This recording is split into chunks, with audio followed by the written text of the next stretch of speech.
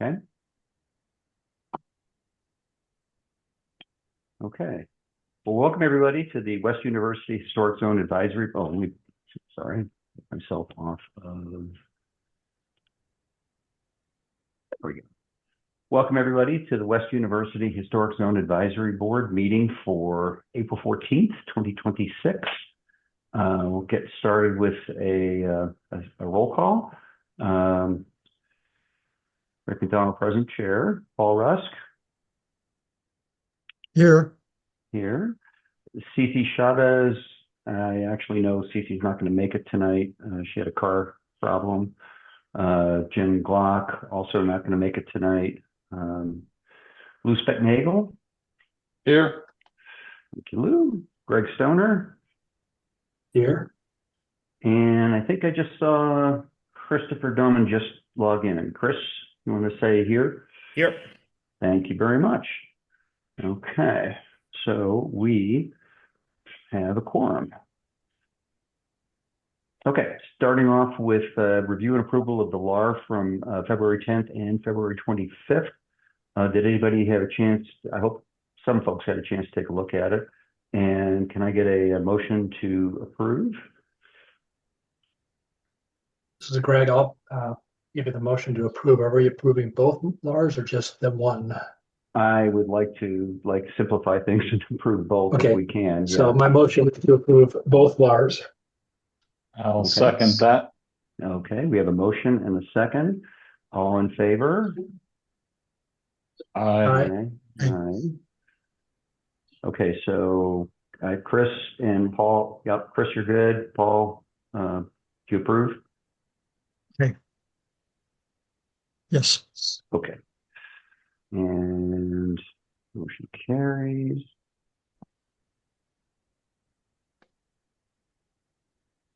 All right. Next item on the agenda is number 3, call to the audience. Jason, did we have anybody do a call to the audience? No, we have not received any comments by the deadline date. Okay, none. All right, that moves us into the meat of the meeting, item 4 and 4A, SD 0725 00102, 605 East 4th Street and 710 North 2nd Avenue. And who is speaking for this one tonight? Me, Alex Enoch with Cadman Design. Hi, Alex. Hey guys. All right, and I'll do a brief introduction. And Alex, I just made you co-host, so after I introduce, I'll turn it over to you. Hang on 1 second, try and get my video started. There we go. 1 second. Okay, so the review is to comply with the code enforcement case at 605 East 4th Street due to the installation of vinyl sliding windows that did not fit the existing window openings. The applicant proposes to replace the vinyl sliding windows with aluminum-clad wood windows, replace stairs at the back patio, repair stucco, and repaint the exterior of the existing home at 605 East 4th Street. A new 45-inch wrought iron fence is proposed along a portion of the west property line. The project also includes demolition of an existing non-contributing garage and construction of a new one-story detached 787 square foot ADU at the rear of the property with an address of 710 North 2nd Avenue. The proposed ADU would be lower in height than the main house and have a gable roof with red asphalt shingles, stucco cladding with sand finish in a tan color, a recessed entry with wood door featuring 6 lights and 2 panels and aluminum-clad wood windows. The proposed ADU will require a setback waiver for a proposed setback of 1 foot at the north property boundary. Minimum 5 feet setback is required per code. West University reviewed the project at its February 10th, 2026 meeting and voted to continue the item to a future meeting to allow the applicant to return with window types that meet the West University HPZ design guidelines. West University also recommended approval of the demolition of the non-contributing metal garage, and the LAR has that information. And with that, I'll turn that over to Alex to go ahead and present. All right, hey guys. So it sounds like you kind of cleared up everything on the ADU, what I need to tell you, but we'll go over that as well. The big thing that's going to come up, if you remember, was the existing residence. That's where they kind of did a lot of work without having any approval. And so we needed to provide information on that. So I'm going to go ahead and share my screen and show you where we're now doing with that. So here's the site plan. This is the existing residence. On this site plan, I've called out the windows to be replaced, as well as I'm going to show you an elevation and floor plan, and then created its own sheet to show you what windows are being placed. But essentially, it's the windows all on this north side. So they replaced this guy, these ones here, and then the one right here. And then the stairs that he's speaking of, there is a dilapidated wood stairs here that they're going to replace with wrought iron stairs. And then there's a wood fence that's dilapidated as well that goes from here and heads north this whole piece, and that's what they're replacing with the wrought iron. And then this is the ADU that Jason spoke of. So when I go to, let's first go to the ADU wise. Here's the door that I'm replacing. Here's the Pella window lifestyle that we talked about, the wood series, the aluminum clad, just to give you a heads up on that one. But let me go to my existing proposed existing house now.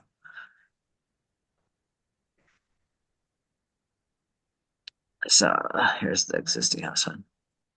So now here's the existing elevations.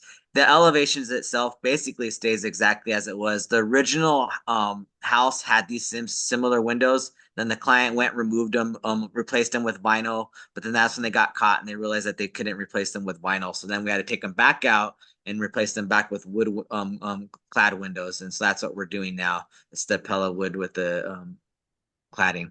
And we are going to have the grids in them to match what the original style was. And like I said, that happens. So this is the north side. We replaced these two, this guy. There was a wood trim on the original, so we're calling that out again just to replace like for like, just to have it spaced in there evenly. On the west side, it's these two guys. And then on the east side, it was these three and this one over here. Then the rest of the windows all stayed the same for the existing. And the southern window didn't change at all. And so when we go and look at the product, here's that demo garage, by the way, as well. That's the garage. It's actually already been demoed. It's no longer even there, but just to give you a heads up. So there's the existing windows that were not changing. Here's the existing ones that these are the ones they replaced already that we had to take out. So as you can see, they don't have the grid. They were vinyl. So that's why we're having to take them back out, put the new ones in that we're proposing on that sheet that I showed you. Yeah, here's a better view of it now. So this is what's there because they put in the vinyl originally, had this ugly wood piece in there. They've now taken it back out and they will put it back to exactly how it was before. So we won't have any difference. It'll be exactly how it was. Same size, same grid. Nothing will change. The only thing I think is the color because I think they're going to match more to the reddish color. Let me see what they said in here. These are the specs from the client, by the way. We're calling out the exact size, which is exactly what it was once before. Again, this is what's being replaced. That's what it's going to. What's being replaced is that one there. That's on the third side right here. And then here's the stairs. That's the one that was there. It's all messed up. They're going to just replace it with the standard wrought iron one. And then this is the big one. So this is that wood fence that was all messed up. They're going to place it with the wrought iron that has it differs in each little bar when it goes up and down. And I've showed that on my elevations as well. I don't know if we caught that, but let me go back to my elevations.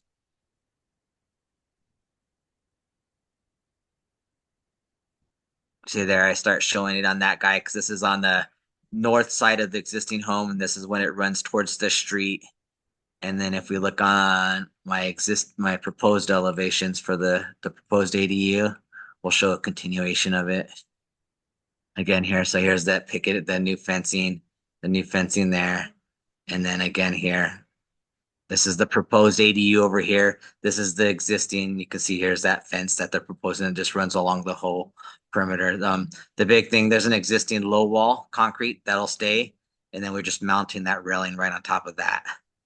And then for the ADU, as he mentioned, we'll do a shingled roof. It'll be reddish in tone. They're going to do the pop outs like we typically want to match the existing. They're going to do another pop out at the base again to match the existing because they got this weird pop out right here.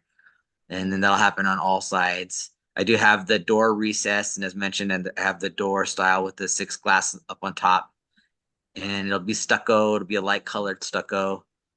Again, there's the recess. All the windows are the single hungs or picture. There's no casements or no sliders for the proposed. And yeah, recess, there's the door, Pella Lifestyle Series wood windows. I mean that pretty much covers the issues of the existing and then the proposed similar build for the ADU. I guess I'll open it up for questions now. Let me know what you guys want more information on. Okay, thank you, Alex.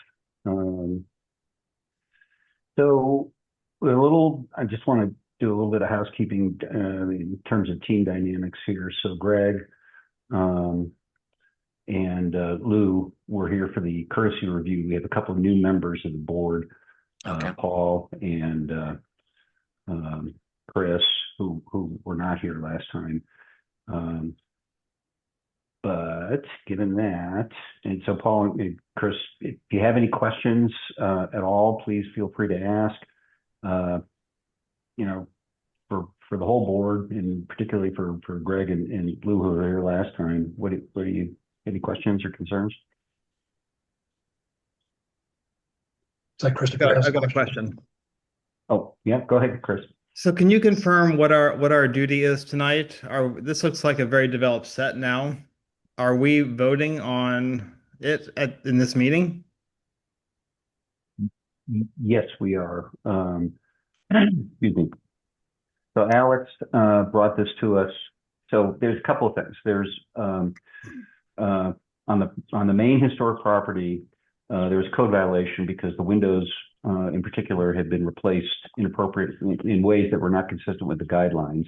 And they had to come back and talk to us about that. And in addition, they wanted to do this ADU. So we talked about all that in essentially a courtesy review last time. And now Alex is coming back with all the changes that incorporate our comments for final approval of this board. Obviously, then move on to PRS. Understood. Thank you. Yes, I think it would be helpful to have a slower, more comprehensive presentation if we're voting today. But I did have a question about the siting of it.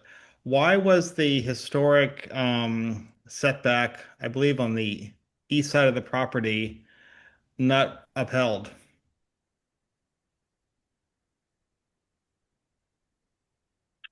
On the east side of the property for the ADU, you mean? Well, there's an existing dwelling, which I believe is a contributing dwelling, and I assume that the garage was non-contributing that was demolished. Is that Correct. true? Yeah. Yes. Yeah. And so there's an existing sort of setback on the east side, which is I can't see it right now, but I'm sure you have it in your drawings. And it looks like you're not holding that existing setback with the new ADU, and I'm just wondering why. The main purpose would be just to give additional parking space right here. That's what we're looking for to achieve in the front of the building. So we would like as much as possible. And so we're meeting the minimum new ADU rules of 5 feet is what we utilized for our setback design. I guess the historic district has different requirements too. So Right. is there parking indicated somewhere, or is there a movable fence? Because you showed it some fence elevations. Just the existing. So this space here, it's what I labeled existing drive. This is already utilized as a parking space because the garage was here. And so they pulled in, parked right here from the alleyway. So we're utilizing that same exact spacing for the parking though, for the ADU. And how will you enter for that? Same way through the alley. This is an alley right here. So will there be a fence? The fence just stops and there's no fence or gate on the north side, I guess, which is where the alley is? Correct. So Alex, if I may to Chris's comment about the differences between HPZs and other areas, because I don't remember this from our last meeting, what are the prevailing in the development zone, the areas right around this house, what are the prevailing setbacks? Check out the development zone. We'll see what it looks like there.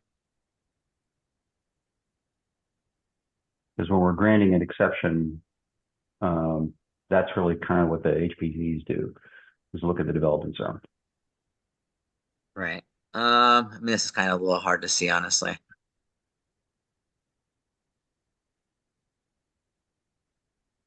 I mean, you can tell this guy is right up against the property lines. And then this guy's up against it too. This guy's up against it. So yeah, a lot of the accessory buildings are definitely up against the proper setbacks just in this development zone. Yeah, again here. So, I mean, they're definitely all over the place as far as close proximity to the setback property line.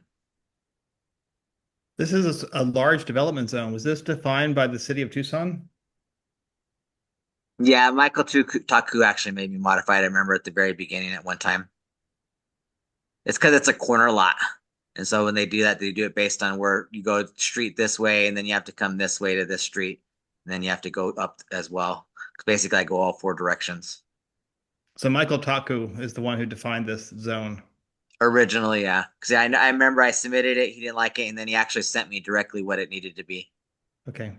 Well, typically, I think the due diligence that needs to be applied here is that if you're going to change the setback, propose a setback different than the historic pattern, you show the historic pattern in the development zone, and you talk about that, and you state the sort of existing conditions, and then you make an argument for why your new condition is necessary.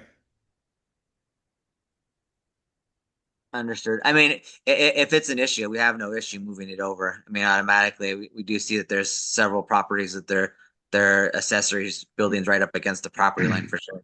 But I mean, we're talking like it looks like a foot or so over. That's fine with us. I mean, typical parking stalls is 8 feet, so 2 spaces means 16 minimum, and I showed 19 in the front. So we have like 3 feet to play with that we could easily shift it over if we need be. We're just trying to give as much space possible. Alex, that brings up a question. You're planning on having a parking spot in front of the ADU. The ADU is going to have an address on 2nd Avenue, not 4th Street. Do we allow parking in front of structures between the street and the structure? Basically parking right in front of the front door. Yeah, we actually run into that problem recently, as a matter of fact, with a property that was up by Ions Park.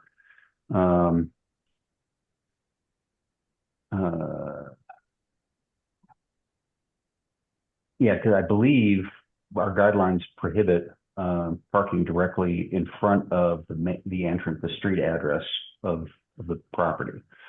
Is it possible? Would that only be for the conforming property? Doesn't it grant some sort of leeway on the new ADU rules?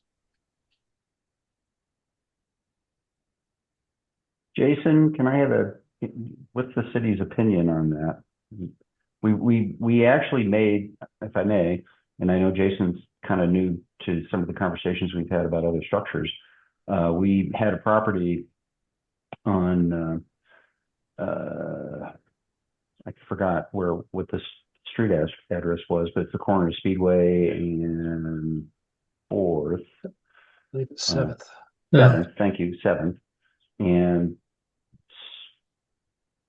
we granted them access and parking on the south side because they were initially going to do exactly what Alex is proposing here, and we had them kind of change things around and put the parking on the alley side, and which caused them to have to move the building. You know, like an example that might apply here would be to take the entire ADU and move it closer to the street and put the parking basically behind, still access from the alley, but from the east side.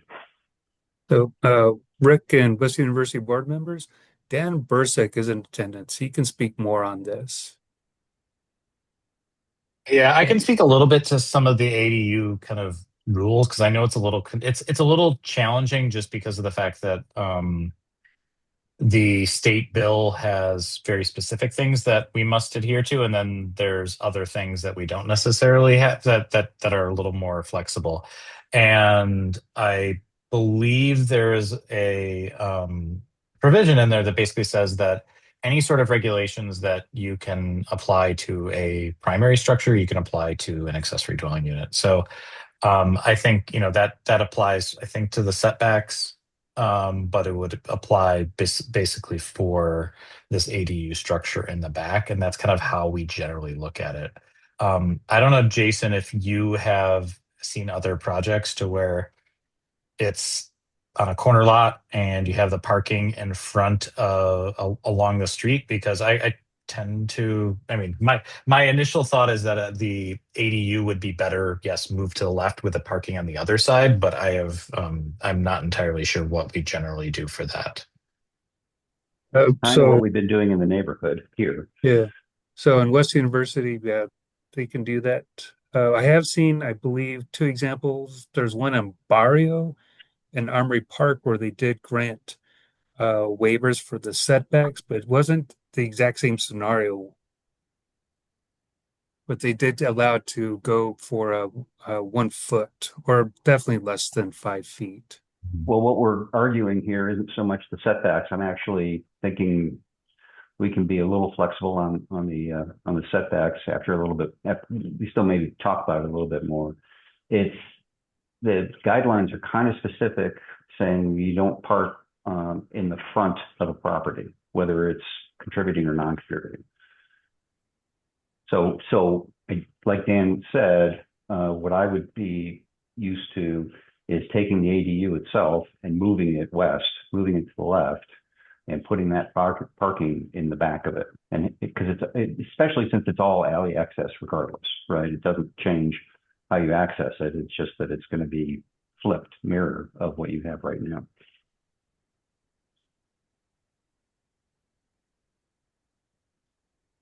And it might actually make the setbacks easier, because then, you basically just have tarmac parking on the west side, on the east side, sorry. I just look at it from a resident standpoint. I don't want my bedroom on that street side, which is why you would probably put it on the other side. Mhm. But if the argument is purely the consistency in the, historic district, I guess then that's the correct answer, is to shift it to the other side. Because we're just talking about the parking. We're not talking about the setback, correct? Yeah, I think given that there is non-contributing properties that are already established on the lot line, basically zero lot line, within what Michael Taku decided is the development zone, I think we can be pretty flexible on the setbacks.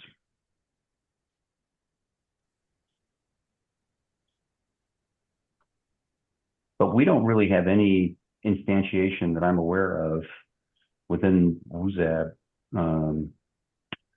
of an actual physical parking area right in front of the ADU, right in front of any property. An actual parking lot in this case. Yeah, I have no objections shifting it. What'll end up happening is we can only create a 10-foot setback from the second street side. So Yeah. it'll shift over 9 feet 9. And then that'll allow us to have like 14 feet on the east side. So it won't allow for 2 vehicles side by side, but they'll probably do stacking if they wanted to. I mean, but in the end, even the ADU rule actually doesn't even require parking. This is something we're trying to provide. The new ADU rule allows you to get rid of the parking as long as you're close to a bus route. So by code, I don't have to put any parking. Well, to Lou's point, I mean, this may be something, and I know your client is on the phone on the line too. To Lou's point, if you want the bedrooms set farther back from the street, and street parking is certainly allowed here. And this is a 2-bedroom unit, right? Yeah. Yeah. Yeah, we were just calling it existing because that's existing drive was. That's how it was previously. But there wasn't a residence there. A building. Correct. Yeah. It was just the garage, and they're It's using just a it. garage, so kind of not exactly the same thing.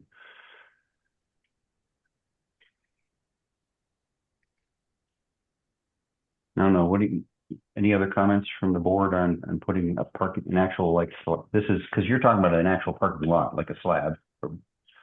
It would just stay dirt or gravel. It wouldn't be anything more than that. Dirt or gravel. Just a clear graded area. Just a few thoughts about the drawings and the analysis. I think that if you're making a proposal for setbacks within the development zone, you should give examples in the development zone of 0 lot line setbacks and just mark them and be really clear about it. And then have all the dimensions for your setback. Because I think you could easily sort of align your building with the existing east side setback on the existing dwelling, and it would meet probably most people's sort of accepted sort of norm for this. I wonder about the parking. I think that you should probably show the vehicle in the plan and also in your elevation to sort of see what the relationship is to the front door. And if somebody's walking out of their front door, what the relationship to a car coming into the lot might be. Because possibly you might consider moving the front door to the proposed ADU to the south. Just because if you're imagining having 2 cars there and somebody walks blindly out into it where a car is coming in, there could be a problem. So I think the city of Tucson would probably like to know that, unless you just don't want to talk about it, which is another issue. Yeah, I've never had that come up, so would be concerned about that. I have before. I know that city of Tucson is very sort of concerned about sort of parking dimensions and locations of it. So when you go for permit, that's going to be an issue. But I think on the historic review, the fact that there's a car there and showing maybe that in your elevation, because that's going to be the intended view of the property from the west side, from Second. Yeah, at the moment, we're just open to, if we want to move it 10 feet, we'll just throw the parking on the east side. That's the easiest solution if that's what you guys are looking for. That'd be Yeah, optimal because you take care of the setback too. Yeah, and it would probably ease your setback concerns. I think so too. Hey, I want to acknowledge that Jim Glock just joined us. And Jim, we're talking about the property we talked about last time. Now specifically the ADU and more specifically the parking. And what's shown in front of you is the parking area that would be, on Second, which is the street address of this ADU, in front of the building. And we're just talking about maybe the parking should be behind the building. Yeah, I came on board in time to catch that particular discussion, and I think that's a great recommendation if it's acceptable to the owner. I'm of the opinion that I want to see people park on the street, and let's get more things to narrow those streets down and make it feel more residential as opposed to the wide horse and carriage designed streets that were there. They're far wider than you would normally see in other neighborhoods, primarily because they were designed to deal with having to turn a horse and carriage around as opposed to automobiles. And so we need to make them feel thinner by having your big Ford F-250 parked on the street instead of off the street. So anyways, that's just my opinion on how to get some traffic calming without having to put in speed bumps and circles and stuff. So thanks. Okay. Hi guys, I'm Sarah Fox. I'm the owner.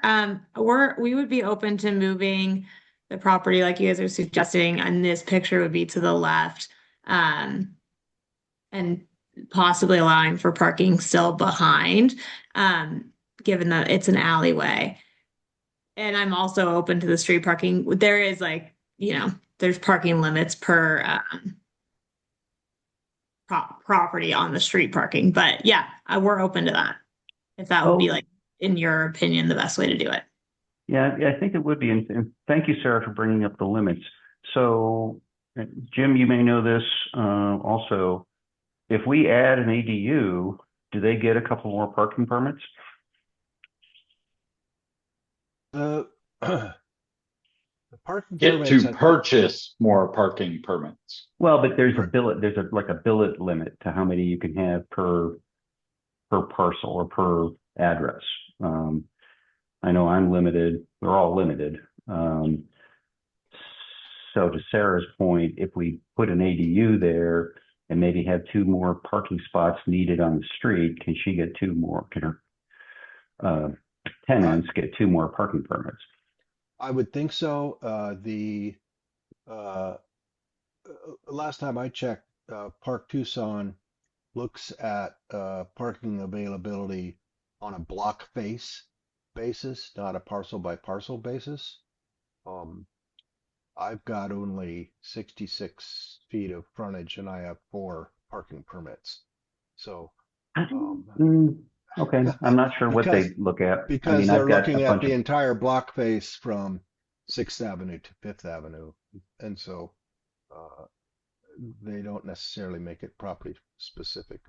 I haven't run into issues with them limiting, but it's dependent upon how many permits your neighbors have purchased. So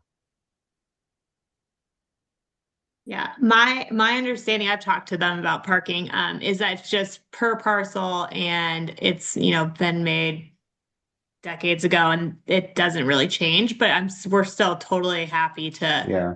get to the left if that's what you guys think would be best. Yeah, and Jim, my experience is the same as Sarah's. It's my property got this many billets and that's it.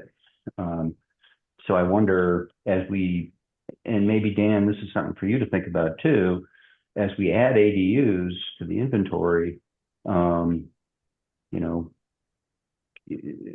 Park Tucson be a little bit more flexible in allowing a car or 2 more to get a permit? Yeah, that's a really good point, and something I think maybe we need to bring up with Park Tucson and talk to them about as we do this. So, no, thanks. Yeah, perhaps we ought to just add that to our recommendations when we get around to that,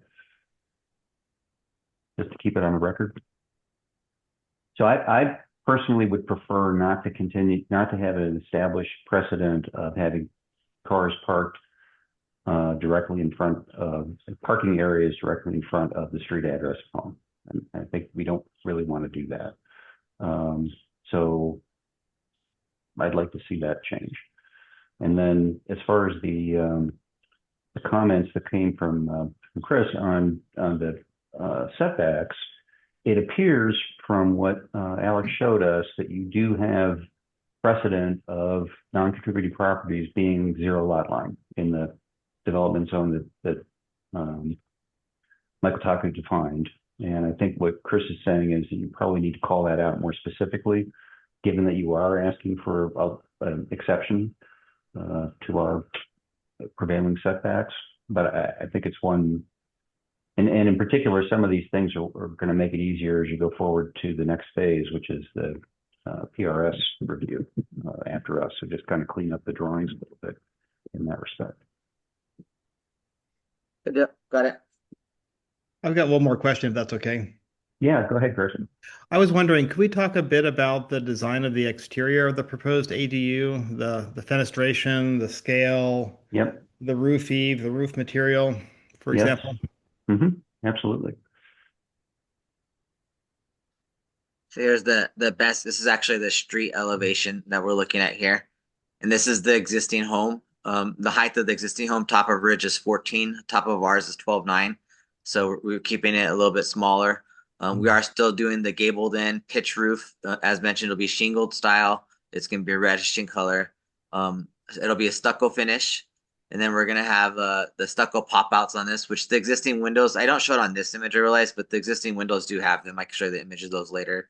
And then it does have this existing pop out that goes around the base as well. We'll match that as well. So the windows are that was the 2 questions I had. I had a question about that existing pop out. And do you have photographs of that? And then how did you scale the windows? How did you determine the scale of the windows?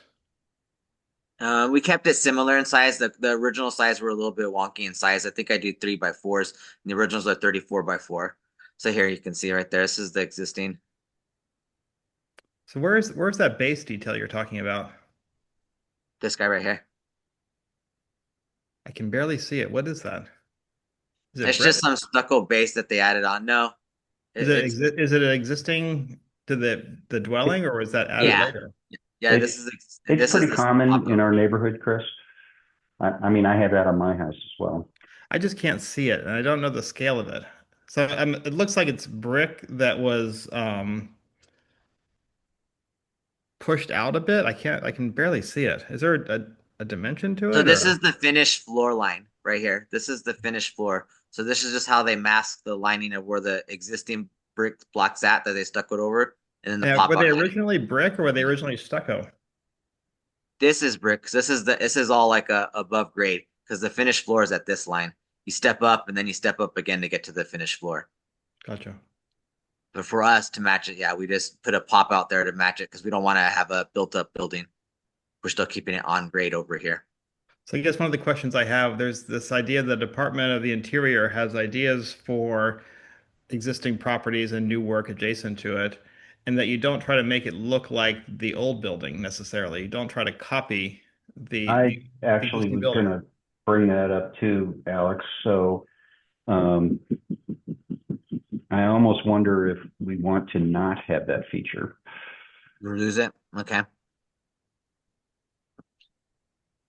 So the idea being that you're not trying to exactly mimic, copy the historic structure. You want the new to be obviously new.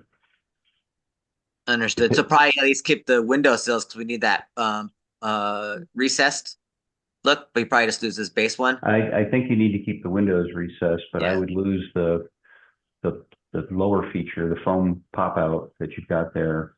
Personally, that's my opinion. So, yeah, and I was gonna say, Rick, that's the subjective part of what's enough historic dusting versus we know it's new.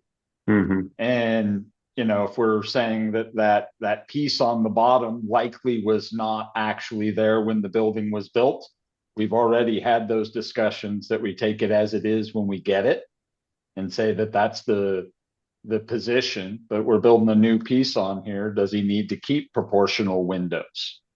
Does he need to keep the same roof material? These are questions, not. Yeah.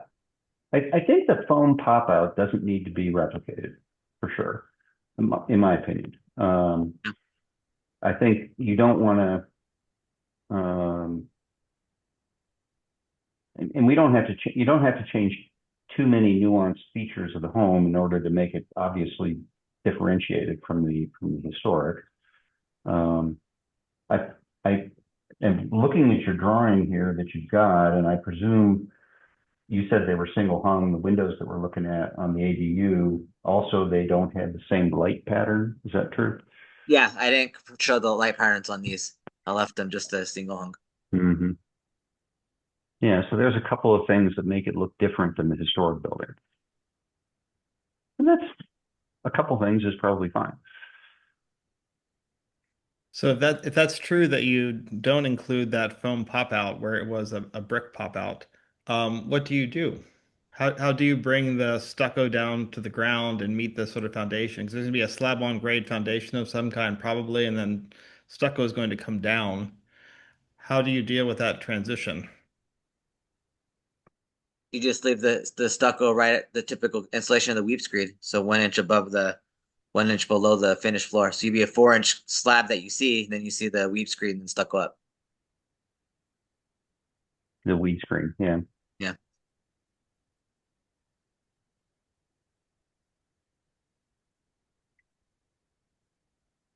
What do you think about that, Chris? It sounds inelegant. Possibly there's something in between that standard kind of developer mode detail and that existing kind of detail. Because I guess this is part of the analysis of the existing condition, where maybe you look at all the buildings in the development zone and how they touch the ground, and you begin to think about how you're building logically, sort of stucco concrete meets the ground. It's helpful to just see your thoughts maybe in the analysis and just hear your attitude about it. This is that standard detail. This is how it looks. So you Yeah. got the grade, the slab, and the weep screen. Yep. So it doesn't go all the way down.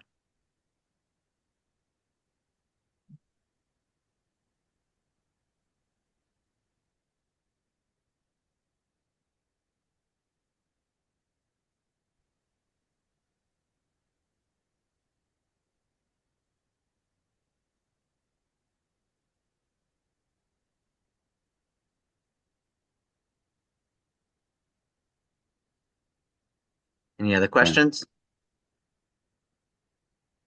I've got one for you. I'll have to find out where it is in the drawing. Alex, can you scroll up a bit? This is actually not a question, it's just a comment. A little farther up of the page. It's on the Same 80 there. Let's see. Yeah, that's it right there. If you notice there on the on your drawing, you've got let me zoom in on my copy here so I can tell you exactly what I'm looking at. You got something marked new 3/4 inch right below the east porch. Oh, And it's it's just the not- cold water line. It's the water line. Okay. Yeah, I just Yeah, didn't see it marked as a upgrading. water line, so as long as that's not a problem for next phase. Then I was noticing in the window description in the schedule that the frames are black, jet black. Probably a question for Sarah. And yeah, we don't have any say in the coloring, just making sure. Is that correct? Yes, that is what the current windows that we did not replace are. So we are just matching them exactly. All right. That was it for my questions. Okay.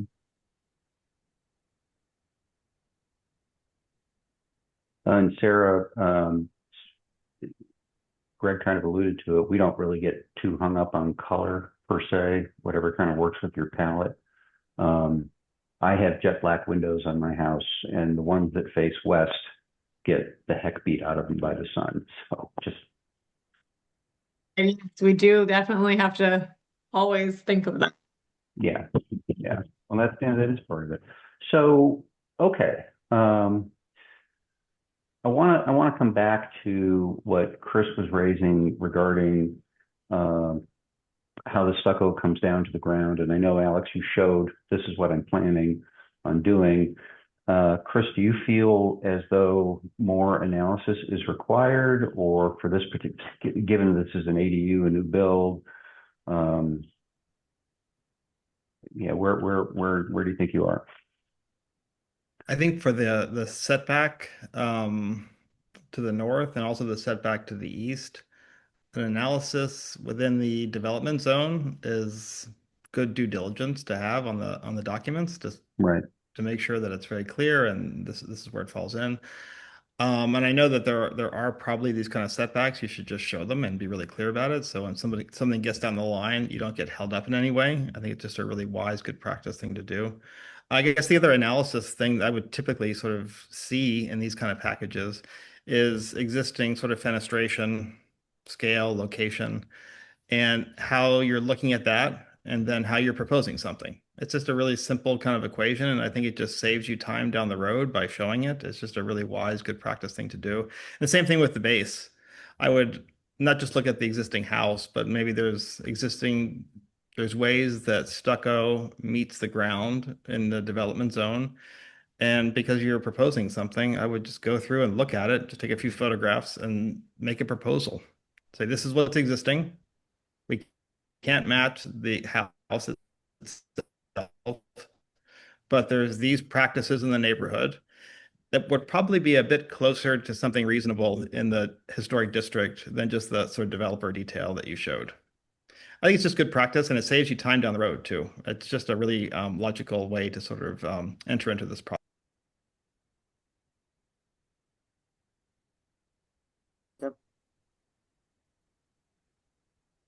So, okay. Do you feel, Chris, that should be done in this particular case as part of moving this project forward? I do. You do. Okay. That's what I'm trying to get at. So, all right. Can I move that we approve the recommended changes to the original residence as defined and approved in our previous meeting, excepting the prior discussion on the back stairs and the elimination of the garage that's already gone. And I also move to approve the ADU with the parking moved. I think Alex say 9.5 feet, which would make it a one slot thing, which removes the easements on both sides and make it optional for the customer to proceed with the bump out or not on the new building. Did I get close enough to a Jim mark on a motion? I think I would add, because I think we're just forming a motion here. Right, I'm good with the fence as proposed as well, kind Oh. of breaking this thing down. correct. I think what we're left hanging with, if I may, is ultimately we're going to maybe want to see the applicant come back and look at options, given what else is going on in the development zone, as to exactly how the ADU meets the ground. Right. But I think Do we have a specification in our existing guidelines that we're looking at that? We do not. So I also would like to And- mention that code doesn't allow you to extend stucco to the ground without a special stamp condition. I don't. I Actually think against all Chris is asking is that you establish, kind of like with setbacks. So you imagine the setbacks based on what you guys have presented. You have existing non-contributing structures that are 0 lot line in your development zone. No question about that. So that's the kind of thing that makes it very easy to say, no problem with the setbacks that you're proposing. I think where Chris is coming from, and he'll correct me if I'm not getting this correctly, is that likewise in the development zone, you have other buildings that have different ways of interfacing between the stucco and the ground. And it would have been nice to have shown how what you're doing is consistent with the other buildings in development zone. I think that's, Chris, am I kind of capturing that? That's correct. It's based on the idea of precedent. So you show Right. precedent for the setbacks, and then you propose a setback. You show precedent for roof edge condition, eave conditions, how the building meets the ground, window sizes. You show the existing precedent, and then you show your proposal. It's a simple process. Yes, and we have a 3-step process for every one of our neighbors that starts with us. And if they're lucky, a preliminary and formal review, we get to this, we can make recommendations and include all of these things that can be recognized at the Pima County review, which is next. So I kind of look at this as a little bit of helping our neighbors get to the next level by not making things come back to us for a discussion of the form of the new building being built in a historic area and how the stucco meets or does not meet when we've already exempted them from the bump out. Right. That seems odd. Well, and we know from experience, and Chris has experience not with this board, but with another historic board, that the Pima County PRS Is a little different vibe too. they have a different vibe, and they're going to ask questions that we already anticipate they're going to ask, and we're trying to make sure your documentation, when it pushes to them, this is kind of why Chris is saying it'll save you some trouble, because they'll want to see what we're talking about. So where Lou is going, which we've established in many cases, is let's approve everything we can approve, and then leave for a future discussion the one little thing where we want to see a little bit more evidence. And then that allows you to keep moving on, and also allows you to know that 90% of, or 95% of what we're talking about is fine. So given that, Appreciate all that feedback. So, yeah. so Lou, can you Captured brilliantly. can you give another shot at I've got my pen in my hand at a motion.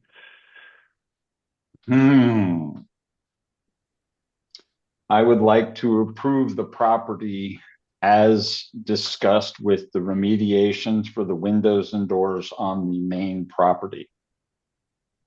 I'll later fill in the addresses, so I'm not going to use the Fair. term main property, but yes. Thank I you. think it's 605 North East 4th. but yeah. 605 E4. Sorry, I was not preparing to be Jim this evening. It's okay. Including on the first property, the removal and replacement of the back stairs, as well as the demolition of the garage structure. I think we already approved that. Yeah, I thought we did too, but it's in the LAR. Oh, okay. As far as the new ADU, I guess I still I'm inclined to say I approve it as presented, including the fence lines with the caveats of remediation of the lot lines and the parking as discussed. Parking is discussed is to move the parking to the east side of the east side of the building. And was it 9.5 feet, Alex? Was that what you said? I recommend that we don't get into the exact physical dimensions. Fair. Let them do that. I think our hang up, if you will, was we didn't want parking on the front. So remediating the parking on the front by shifting. However they come up with putting it in the rears, we'll leave it to you guys. And we will, note that alley entrance will be the entrance for that parking. Right. And note that Tucson parking should be notified when ADUs are added for potential parking associations.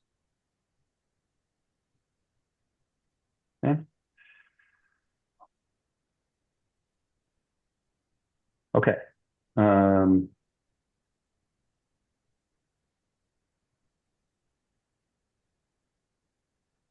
I think so we have a motion. Let me kind of go back to the way we're supposed to run this meeting. We have a motion. Do we have a second? I'll second it. Greg Okay. started. Lou second, or I'm sorry, Greg seconds. We have a motion. We have a second. Any discussion?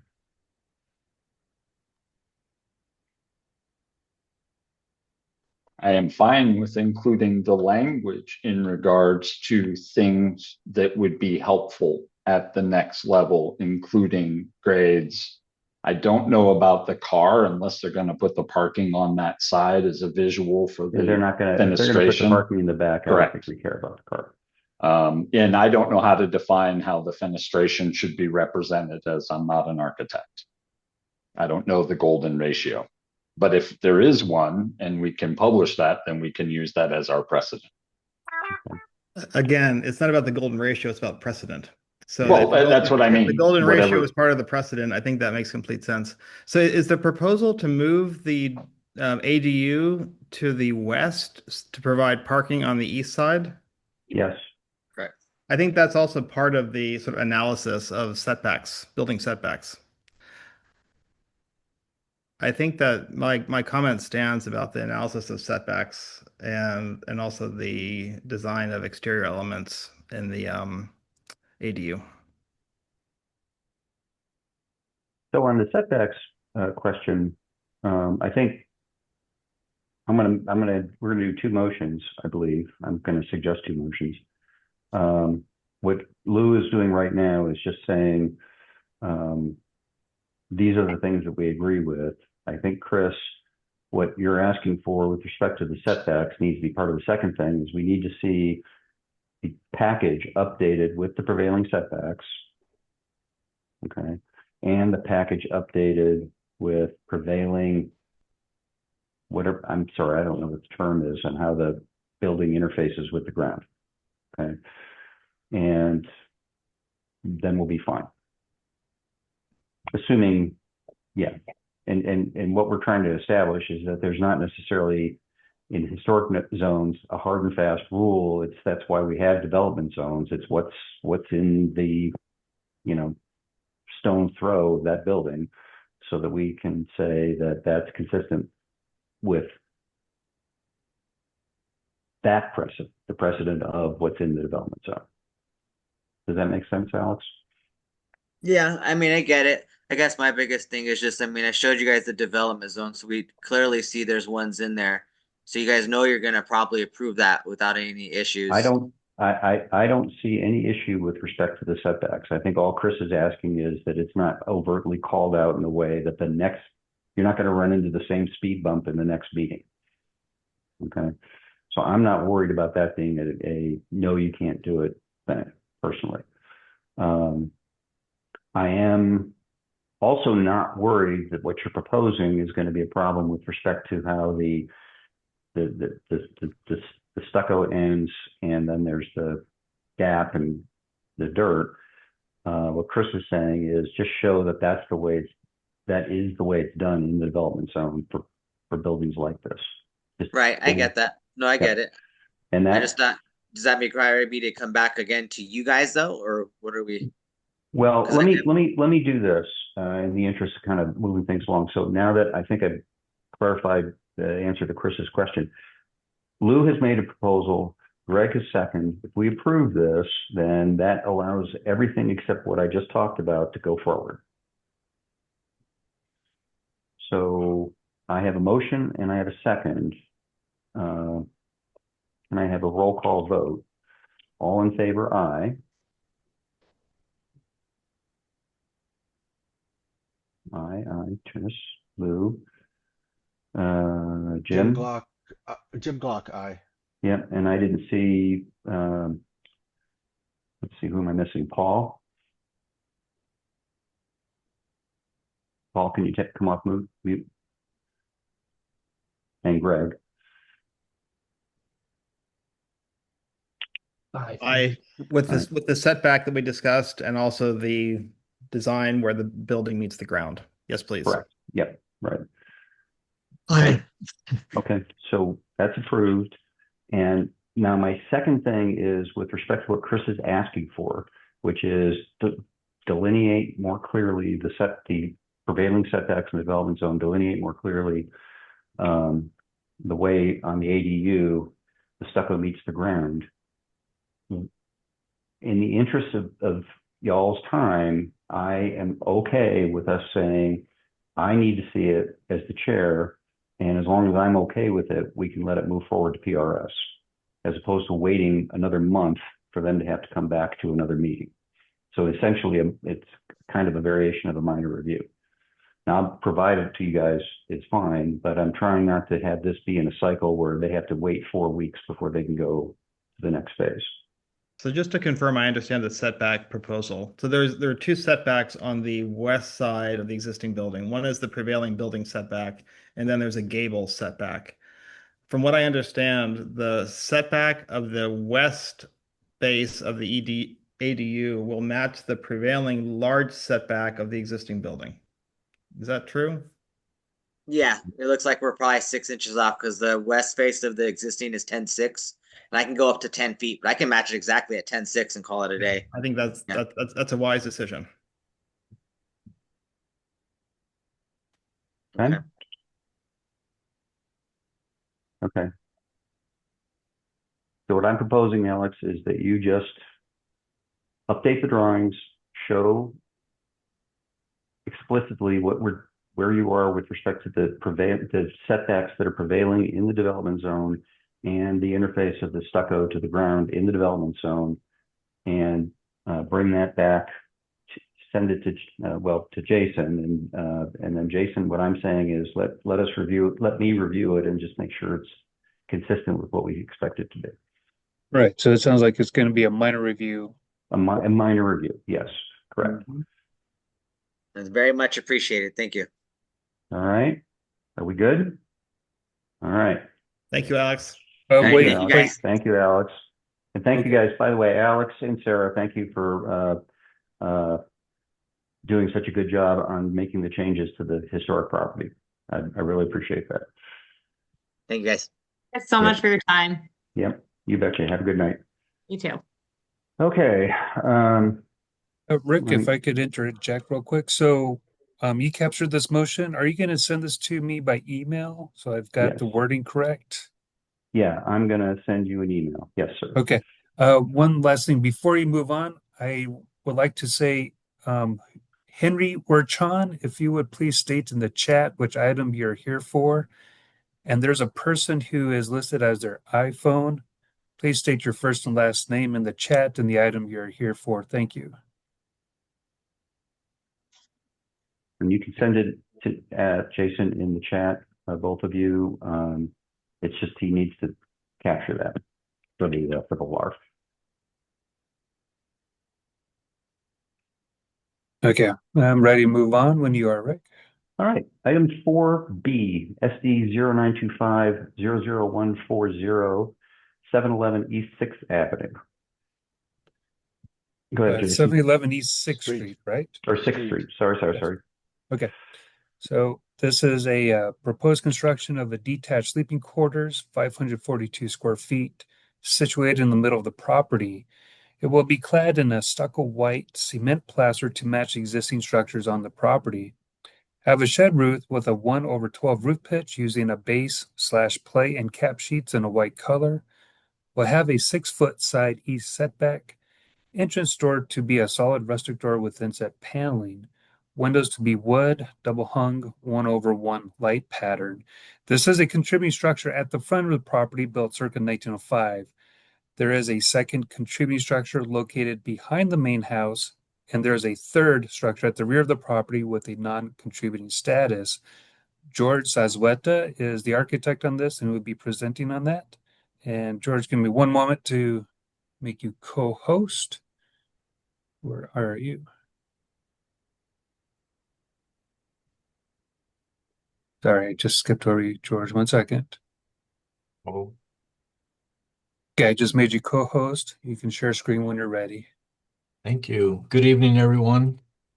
Let me find the share button here. There we go.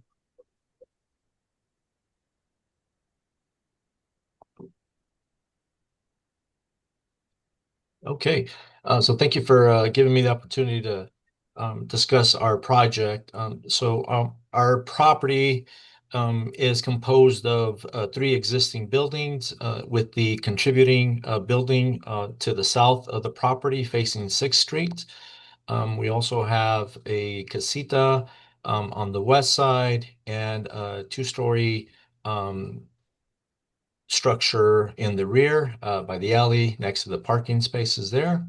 Our project is being proposed in between these structures. In the middle there is a sleeping quarter composed of 2 bedrooms, 2 baths, and a laundry facility.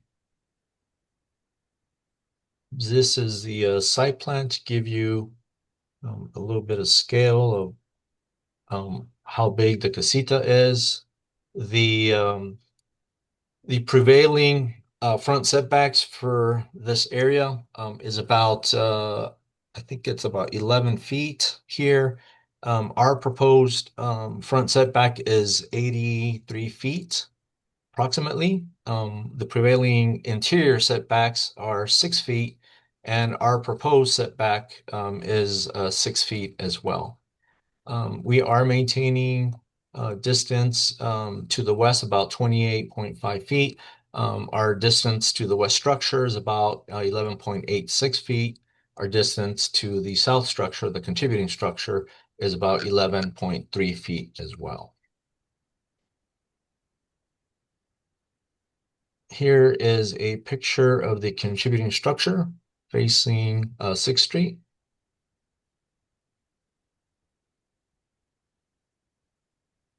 Here's the Unit B, which is on the west, existing structure. And here is the rear structure with parking. The proposed sleeping quarter is a single-story approximate height of 9 foot at the low end and about 10 foot 3, 10 foot 4 above the finished grade at the high end. It's just a simple shed roof. Proposing the single hung windows of wood material and a wood door as well.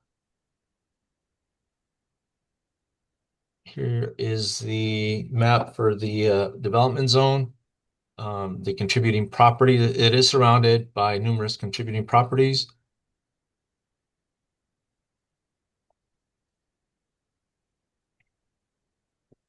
We briefly mentioned the type of stucco material that's being proposed, wood doors, the wood windows to match, and the cap sheet roof system as well. So I will go back to the site plan and take any questions from anybody.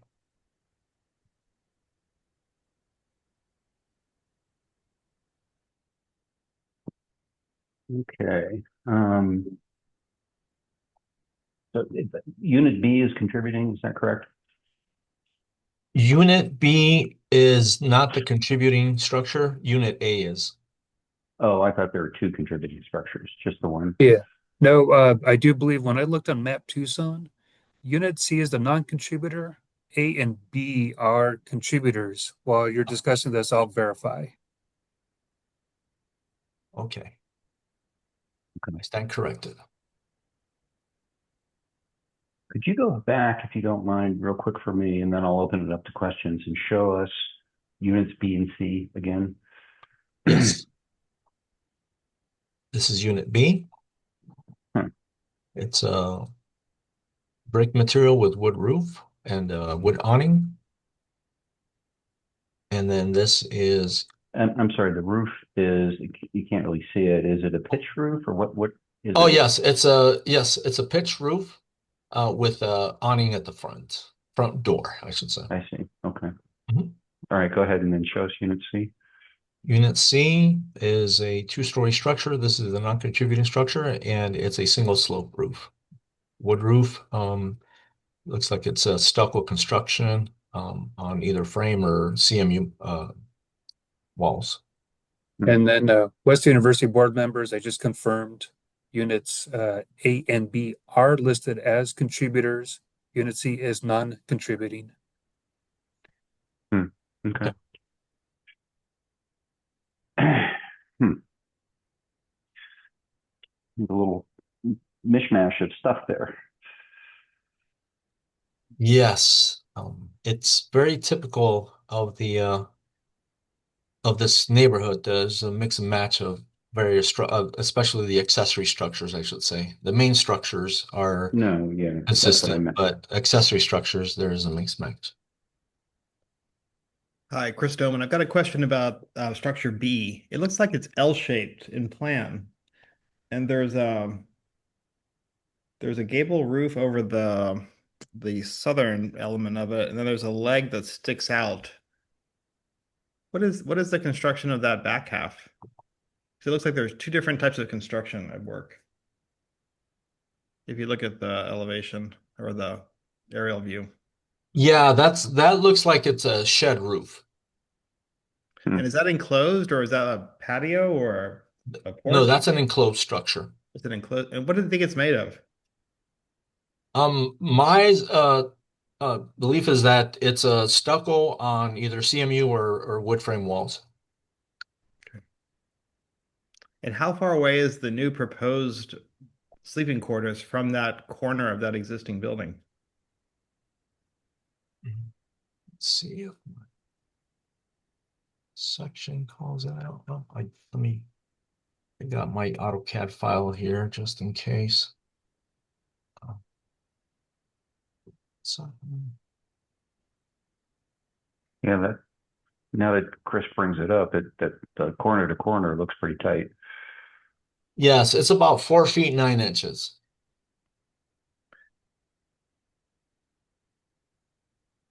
If that's of combustible material, you might have problem with the building code. But the question I had was, is there an elevation that you have of the front of the building? Because it looks like that this new sleeping quarter will be viewed from the street, visible from the street. An elevation of the south side of the main contributing structure might be helpful in this case because it looks like the new sleeping quarters is proud of the setback of that really sort of elegant existing building. Yeah, so the as you can see on the side plan here, the contributing structure does take up the majority of the view. There is a portion of the sleeping quarter that would be visible if there was nothing in front of it, of course. But that is what the south elevation would look like right there.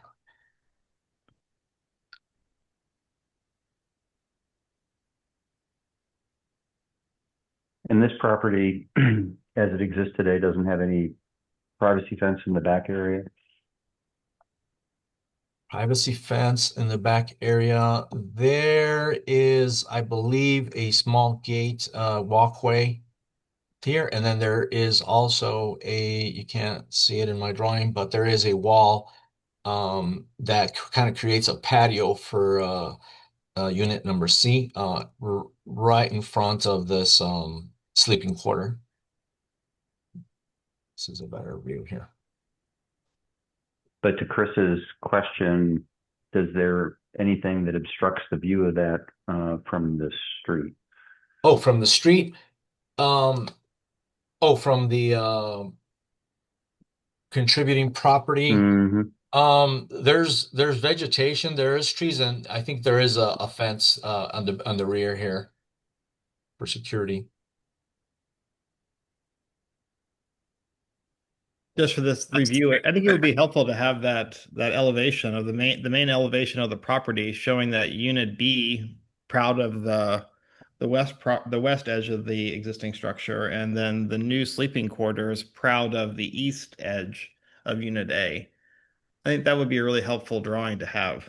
Yeah, typically we do see drawings of that. You don't really have a.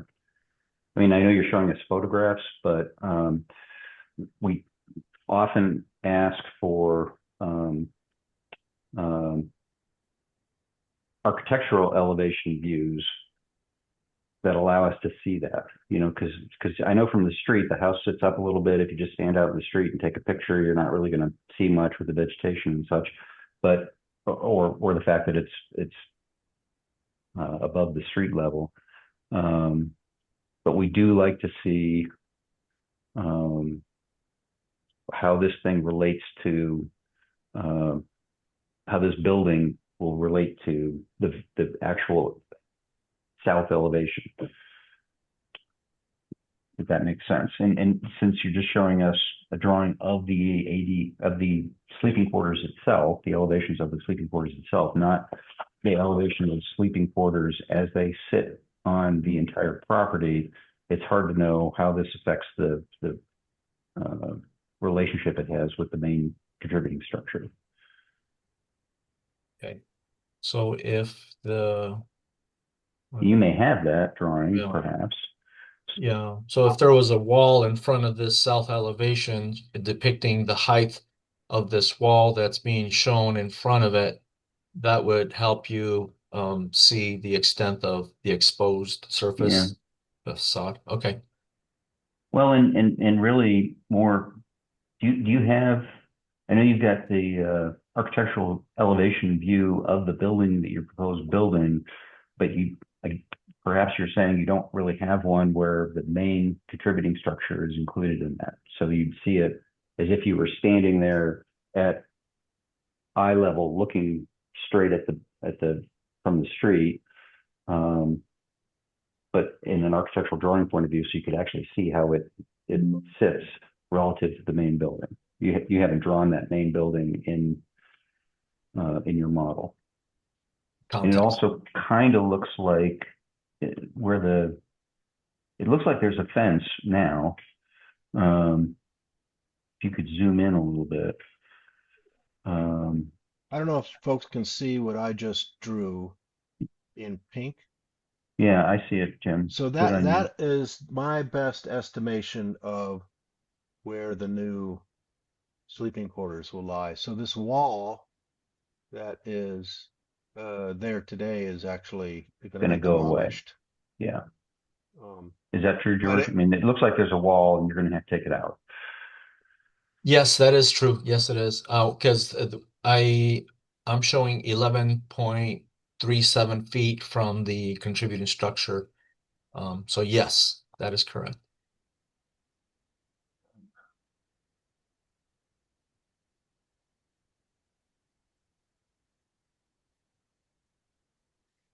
So the sleeping quarters, the whole design of it is very inconsistent with the main contributing structure, which is not a reason not to do it.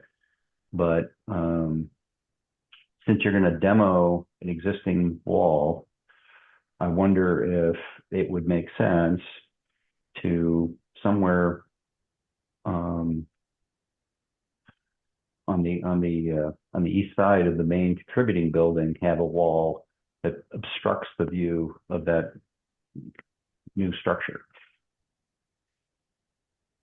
Yes, I think that the intent is to still provide that wall for privacy, but also for security purposes.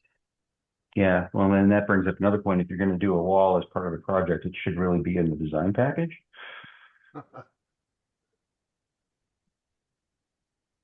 Yeah, but it's required. Yes, of course. Mhm. Yeah, it is required in the HPZ that walls go through this review, and you don't want to come back and do this twice. Okay. Yes, Do you understood. know what your client intends to do as far as a wall? I mean, has that conversation taken place yet?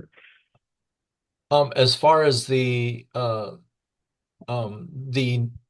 structure of the wall and the aesthetics of the wall, I think basically they're wanting to match what's already there, which is just a CMU wall with a stucco finish to match the existing structures. Hello, guys. This is Jose Luis, the owner. Just have something to say. What if we use the south wall as the new wall instead of building one, and then once the building finished towards the east, then we continue the brick wall? I don't know if that makes sense. It actually, I'm not following you. Thank you for airing on, Jose. When you say the south wall, and given what I'm looking at here, because I don't see in the package material or drawings or pictures that show me what the existing wall is. Oh, okay. So I guess what I'm saying is like kind of like proposing. So since we're gonna get rid of that little wall that is there right now, then you guys are suggesting to do another wall. But so what if we use the south side of the EDU wall with the elevation as the wall, and then once the EDU finish towards the east, then we continue an actual brick wall? Did that make sense or no? I'm still not following you. And I If think, go ahead, Jim. If I might, I'm just, so the red line here is an existing wall, I believe. The owner is Also, saying, also the yellow one, but the yellow one is So, gonna no, go away. let me finish, sir, please. And so I believe what you're saying is that the yellow wall will be eliminated, and you're proposing that the red wall be extended across. Yes. Is that okay? Correct, because the yellow one would be the EDU actual wall, right? I should have changed this color to red. Let me Oh, okay. I didn't appreciate that. So Jim's got too many things on here now. So that yellow is going to actually be where the south wall of the ADU is? Correct. No. No? Interesting. It's going to be 11 feet from the existing north wall of the contributing structure. So about 11.37 feet approximately, which will put it where Jim had drawn that red line. Approximately, that's where the wall of the ADU structure is going to be. Yeah, right about there is where the ADU, I'm sorry, the sleeping quarters is going to begin. So I think what I propose here, I'm kind of watching the time, is that whole concept of what you want to do with respect to a wall and how it impacts the sight lines from the front of the property. You need to kind of flesh that out in a more generally what you're talking about. I understand, but it actually, for us to be able to say approve something and then let it go on to the next phase, it has to actually be more of like a drawing and here's what we're going to do. And I want to finish the conversation on the ADU or the sleeping quarters itself. But I think where we're going to head here is advise you that you want to figure that detail out and take any other comments that we have, and then we continue this meeting and you come back to our next meeting, okay? And not vote up or down on what we're seeing. We'll just give you a continuance and let you come back. And then we can kind of get it all laid flat. And then you can move on to the next approval phase. So if we're all on the same page with that, let's go back to the building itself. And I want to open it up for conversations about the design of that particular building. So if you go back to your elevations, thank you. All right, so I think you said these are all going to be wood windows and wood door, yes? Yes. Okay, and shed roof, and you've got the dimensions there, stucco. All right, so back to conversations about this building.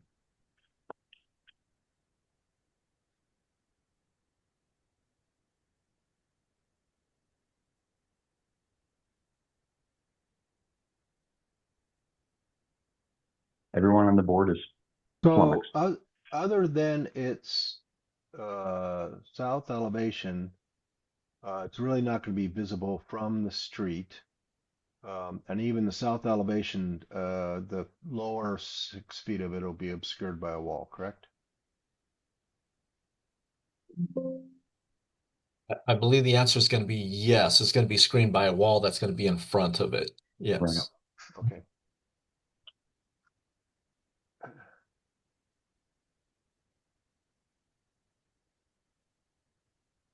Oh, Chris, you're muted. Just a few questions about the elevation, how you have them shown right now. I was wondering on that east elevation, I think you see, and your neighbor will see this too, the roof rising toward the west. So in elevation, you'll see that roof eave, and then you'll see the shed roof rising to the west, I believe, correct? Yes. And then, if that's true, how do you bring water off of that roof and down to the ground? Does it just dribble off the edge, or do you have gutters? What is the detail for that? 'Cause it seems like all of Yeah. your water is flowing toward the east, Towards your neighbor. and I'm forgetting what your setback is there. But that's Yeah. one question. And the second question is, I don't see any mini split units or any kind of cooling, and that might be a question for you too. Okay. Yeah. So the roof is sloping towards the east, and we do have a 6 foot setback. So we do plan on collecting the water between us and the neighbor. So it's not going to fall directly on the neighbor. We do have a 6 foot separation. And this is to also prevent water from sloping down towards the door, the front door. So that's why we sloped it in that manner. And then there are mini splits. Let's see if I have the mini split units in the back.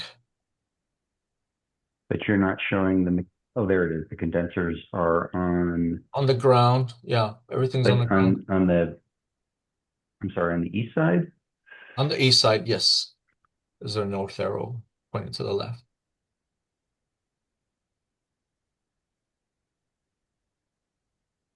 I think it would be helpful in the drawings to show the correct roof pitch and elevation and to show all of the mini split units because that's the side of the building that will actually be visible from the street potentially, and maybe show those in that main sort of front elevation as well. Although yes, however, if what you're going to do when you come back and show us is put a wall there so that all of that will be obstructed, then that's what that view will be. But then along the east, if I may, along the east side of the property, it's a 6 foot setback, you said, and then between you and the neighbor, is there another wall or what? Yes. There Yes, is. there is an existing wall. That's just not on this drawing, or, Yeah, you could see the shadow there of that wall with they actually okay. So that between that wall and the east side of the ADU will be 6 feet. correct. Okay.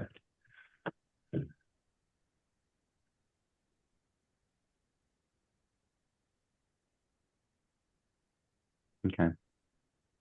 Okay. I think Chris is suggesting, and I would suggest it too, that on the elevations that you've got down lower, show your mini split condensers. And just like we said for the last folk, you want this to go, once we get through these reviews, you want it to kind of go fast for you. So, you know, you don't want to show elevations that don't have them and then later say, well, they're there. You know what I'm saying? Yes. No, it makes total sense. This entire meeting is about the aesthetic of and the integrity of the neighborhood, of the historic significance of it. So it makes sense that Yeah. any new Well, and technology or any equipment should be considered in that review as well. So we understand. right. And we're helping you get your drawings through the city faster too, because you know all that mechanical stuff needs to be there at some point in order for you to build the building. So it helps to show. And I guarantee you the next meeting you're going to have with PRS, they're going to ask the same questions, like where are the mechanicals? Rick, can I ask a Yes, question? Jason. This would be Yeah. a clarification since I will be reviewing the revised drawings. When you say you're looking at elevation drawings, especially the south, do you want George to provide a south elevation that has that contributing structure in the front with the proposed sleeping quarters in the back so you can see how it relates? And number two, do you also want that wall, 6-foot wall, to be in the same elevation or a separate elevation? No, I want to see in the same elevation. So if your proposal for the entire project, let's try not to, I don't want to parse it too much, is you're going to put a sleeping quarters in that location, and then there's going to be a wall made of some material at some height and some location also, then that's the elevation should show with the existing structure so that we can look at it and say, okay, I get it. I'm never going to see that thing, right, at all. Or I am, or whatever. That's kind of where Okay. Chris was coming from, because the building that you're proposing is jarringly different than the prevailing architectures that are on this parcel, and probably in the development zone. So I would suggest to But George that the unit A, that's the contributing structure, as you redo the drawings, make sure you put the maximum ridge height on that contributing structure and the proposed sleeping quarters so the board members can see the differing heights. right. That would be good. We'll have those dimensions. Okay. All right. Yes. Okay, board, any other comments for George for what we need to see next time? All solid. Okay. Okay, so procedurally, George, what we're saying is update the drawings with our comments. I believe Jason's captured those comments. I've captured some of them too. And Jason will get you on the agenda for the next time. We'll just review all that material, be able to make a yes or no judgment, and then let you move forward. Okay. All right. Sounds good. Okay. All right. Thank you. Thank you. Thank you very George. much. Thank you guys Thank for you, your George. time. Have a good night. Have a good night. Thank you. Okay. Item 4C, SD 0326-00054, 701 East University Boulevard. Go ahead, Jason, if you want to do the executive summary. And Sure I believe, thing. Mr. Goodman, you're going to be the presenter. Is that true? That is correct. Okay, thank you. Okay. And as Rick mentioned, this has a sub-record and a TC. This also does have a code violation of 0225-00688. The proposed project as it is a gazebo measuring 12 feet by 10 by 9, put in place and anchored into the ground with metal stakes.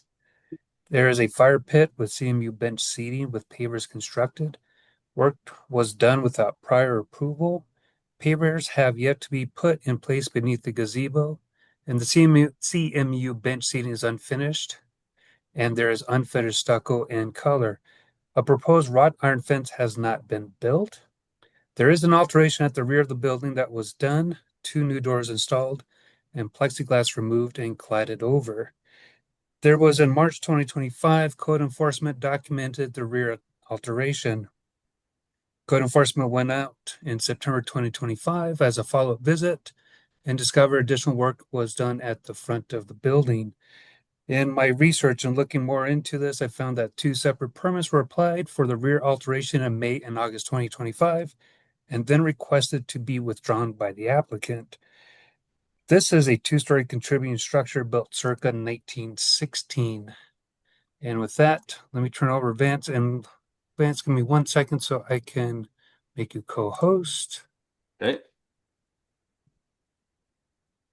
Okay. All right, you are set to go ahead and share screen. All right. So let's talk about the contributing structure first and those violations. So the owner had made some modifications to the front of it, which is the north side of the existing building. He then hired us to draw it up and submit it to West University. And what we decided in the end was that he's just going to remove that and put it back to the existing condition. And that's why we ended up withdrawing that permit. So that, I believe, is separate from this presentation, if I'm not mistaken. What he did on the south side, which is on the university side, was, yeah, he erected one of those portable gazebos to give a little shade. He added that bench, the fire pit, some of the pavers, and he has yet to install the turf and the wrought iron fence along the basalt block wall in the front and the side. When he got caught, essentially, he contacted us and asked if there were any sort of regulations in the West University neighborhood for landscaping, and we could not find any. So the whole point of this, it's a little different from the other one since there's no real structure involved, is just laid it out. I have the site plan, I have the photographs, what was done before it was shut down, and wanted to figure out what we can and cannot do on this property.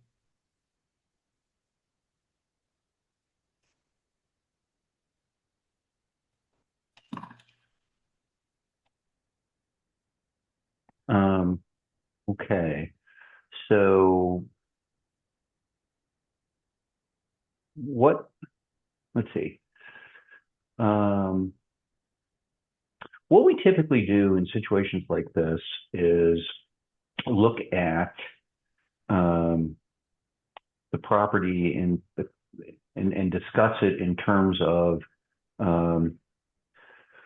what is being proposed to be done differently to the property, even though recognizing that things have been done, and sort of discuss and decide whether, had we been presented this stuff before the work had been done, what would our comments be? Does that kind of make sense? Yes. Yeah. Yes. And when I went through the regulations for West University, I could not find anything besides fencing and walls as it pertains to the site. Yeah. And my understanding is that part of this discussion too is that the owner is intending to restore the north facade back to original. Yes. Yep. Right. Because you have an open violation, and that has to be cleared as well, and that's part of what we're going to talk about, right? Okay. Yeah, I don't think he understood that. I think he was just going to do it, remove what he added, and then call it a day. But yeah, if there's a violation, it probably needs to be followed up on and inspected. Yeah, from a procedural point of view, yeah, exactly. I mean, I'm sure you're experienced with this sort of thing. There is an open code violation on that. And it just needs to be on the record that you guys came back and said, we're going to do this. We're either going to propose that we keep it as is, which you're not, or you want us to know what you could do differently, or you're saying, well, we're just going to take it back. And then the city needs that information to decide how they're going to process the code violation. Understood. Yeah. When we looked at it in person, we didn't think it could ever pass West University standards. So we told him, you better remove that, bring it back to the existing condition. Okay. That was a wise advice, I think. With respect to landscaping, the guidelines don't really get into landscaping per se. Typically, that phraseology, when we think about it, is, plants. You talked about turf, so yeah, okay, grass, whether it's artificial or not. But you've actually done some hardscape, not you, but the client has done hardscaping, right? There's a gazebo there, there's a bench there. And those are architectural elements that do matter in terms of how they relate to the existing structure, either obscuration or design or, whatever. But especially on the exterior and especially on the front facade and especially at, in a prominent location like this, those elements need to be discussed in the context of the intent of the design guides. And then also you mentioned a fence, and is part of our discussion today talking about a fence or no? Yeah. So the neighbor has this wrought iron or steel fence with pickets on it. Yeah. And the owner was going to mimic that for the new fence that is going to be on. It's going to go from here around the basalt foundation wall, the little retaining wall, the gate, and then come to the other side of the building here, terminate right there. And it's just ending. It's just ending right here. And the reason for that is because after we get through this, we're planning to put a 2-story structure right here. I see. Which we'll have to go through another review for that for sure. Yeah, for sure. Yeah. Okay. So I'm just kind of walking us through a little bit of the elements of this conversation, and I'm going to open it up to the board. So we've got remediation of the north facade. We have a fence, and we have a gazebo, and then this fire pit bench thing. Those are the things we're talking about. Correct. Yep. Okay. All right. Well, to the board, how do you want to break this apart? Well, if I can ask a quick question about the shade structure.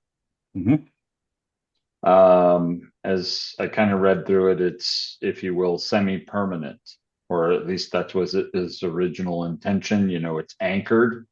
I guess, where does the city land on how big is that before it qualifies as a structure where you've got to do the structural engineering to anchor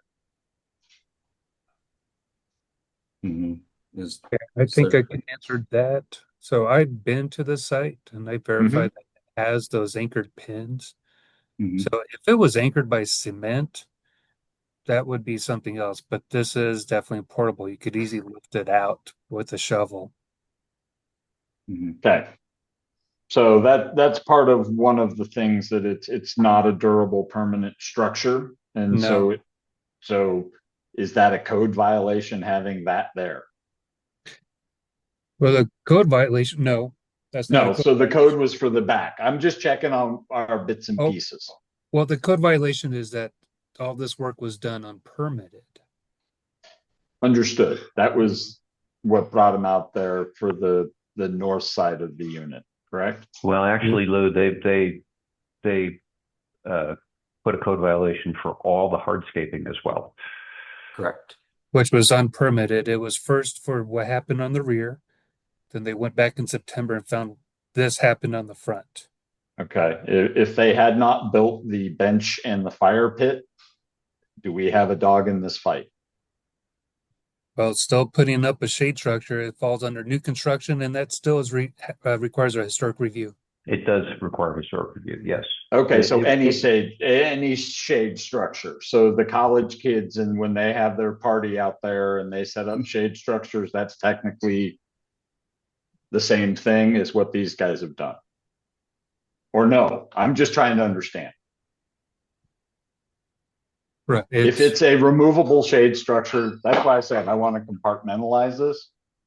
If that is a thing where it needs to be anchored and you need to pull a permit for that size shade structure in any other part of Tucson, then it's a thing. If it's unique to the historic, then it's a different thing. And that's why I wanted to talk about the hardscaping out front as well. Is in any other place in the front of the place, we are a hard no on what's happened here. I'm just trying to say the landscaping piece changes to hardscape at the bench or at the fire pit. Okay, you're talking about that. I was still thinking about the gazebo, whether it's permanent or can be picked up and moved. It is still an alteration in the front that can have an impact on the visual exterior, historic character. Regarding the bench and the fire pit, I'll allow the board members to continue discussing that matter. Okay, I'm just trying to understand where landscaping starts and stops for us both in our historic and our new guidelines. Because with new ADUs, landscapes are always reviewed. But landscapes have not historically been reviewed for us unless there's new buildings being built or new structures being built. I think, Is that true, Rick? yeah, I think one of the things that's peculiar about where and ambiguous, and I think that's why Vance is wanting to come back and talk to us about like what are the rules? He's asking the same question that you're asking.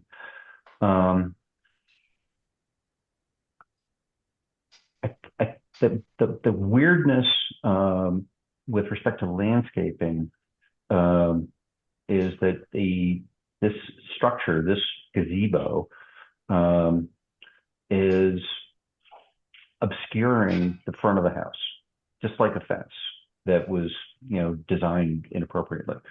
So it's sitting there when you're on the street, it's there. And if you're on University and look, it's there. And we're going to discuss a fence as being part of this whole piece as a component item as well, correct? Correct. The fence is a separate discussion. That's why I was trying to break it down into its constituent parts here. So you got this gazebo, and that's what do we do with this thing? And as Jason said, and I don't know who else on the board has actually had an opportunity to walk by, I've looked at it myself. You could pull the pins out and move it. Yeah. I would add is, that you could also consider this. Think of you have a structure and maybe they want to build a porch out in the front. Again, you're doing an alteration in front of a contributing structure. correct. Whether it's a porch connected to it or is detached, it's still an alteration obscuring the historic character of a contributing building. So that's something you want to keep in mind, and that's under the purview of this board. Right. Sure. Just a recommendation for Mr. Goodman. I think for us to provide meaningful counsel on this project, having that south elevation drawn as viewed from the street and having that west side elevation drawn, showing the fence, showing all the sort of elements of the construction in relationship to the existing contributing structure would be very helpful. And I'll just add that if you're proposing a building to the east on that adjacent lot, having that elevation will be an important part of your package as well. So I think that will be a real asset to you if you want the best counsel from us now and in the future. Yeah, I mean, that future building, the future construction, the owner is still looking for investors. So we don't know if it's ever really going to happen. Yeah, But if it does, that's why we stopped the fence where we stopped it. And then if we decide to take it further, then we'll have to get re-reviewed for that as well. yeah. Yeah, no, I get, although I totally agree with Chris's comments, I also understand that that's a concept. It's not anything that exists in a way that you could relate the two. Right now, it's a big vacant lot. I do feel that the fence, conceptually, what you're proposing for the fence is fine, but it needs to be, and it isn't on your elevation drawing, it needs to be shown how it relates to the basalt wall. Is it going to be set back from it? How is it going to look from the street? If that makes sense? And I can't really, Yeah, it is set right behind the basalt wall, so we don't actually touch the basalt wall. You don't touch the basalt wall, which is No. what which is what we would prefer. And Yeah. what Chris is saying is you're going to have a much easier time with us and the other boards if you just show that. Mhm. It's just not here.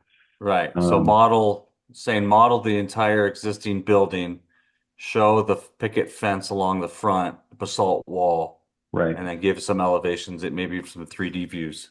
Yeah. I don't know if you need to model the entire building. The most No, that's effective, true. cost-effective drawing for you to make, I think, is draw that elevation from the south, Mhm. and then imagine standing on First Avenue, looking to the east, and draw that west elevation of the building, and include the basalt wall and the sidewalk, the existing building, and all the elements. I think that would be the most helpful and probably Right. the most cost-effective for your client. Mhm. Understood. I can do that. Now I want to come back to the gazebo. We where Lou is going in his questioning was because we do have, he brought up the college kids putting stuff up. Is this permanent or not permanent? And the way it's, but you also mentioned, I think you said the intent is to put pavers or some kind of other hard material under that gazebo. Is that true? There will be there'll be pavers underneath the gazebo, which would remain if the portable gazebo is moved, and then turf around everything else. Turf around everything else. Okay. Right. It's actually surprising to me. I mean, I don't know much about these things, but is it like do those things like lift up? I mean, we've kind of looked at other sail structures, structures that shade structures, and there's an anchoring that's required to keep them from like becoming a hazard. Well, Rick, I can answer Yeah. that. When I went out there last week, no, you're going to need a shovel to dig it down in there. Unless you got some really drunken, strong kids, you're just going to rip it off the ground. But it's anchored because those pins are at diagonals to really grab the dirt and hold it in place. Okay. And so maybe Vance can tell me, but those pins are probably going to be very long, or maybe 16 to 18 inches to really dig down deep. You need a shovel to really get at it, to move it around. So you don't think wind, I was talking about drunken kids. I was talking about wind. Rick, you should be very much concerned about wind. We've had these microbursts in the past 2 years that are tearing trees. And if it got underneath there and uplift, I would think the city would want a drawing of the foundation of that to see how I'm kind of on the same page as Chris. And we in West University, now I'm getting old, so I don't remember how long ago this was. 3 years ago, we had microbursts hit and ripped roofs off of houses. And I'd hate to see that gazebo anchored with pins get picked up and just thrown into the building. I mean, those microbursts, I can't even think of how many homes had their roofs severely damaged with the microbursts that we had and trees taken down. That right? Yeah, I remember. It's brutal.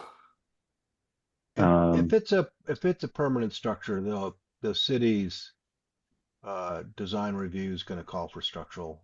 Well, I think, review of it, Jim, so- where we're kind of dancing around a little bit is it a permanent structure? If not, well, then maybe we don't care that it's in front of the contributing property.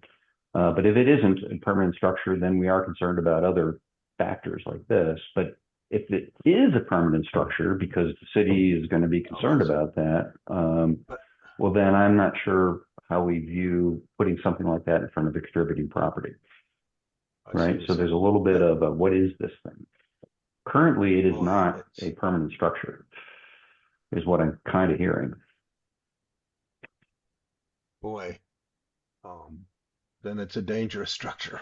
Then it's a dangerous, and that was what I was bringing up, and I think Chris was agreeing is a wind getting under that thing could pick it up.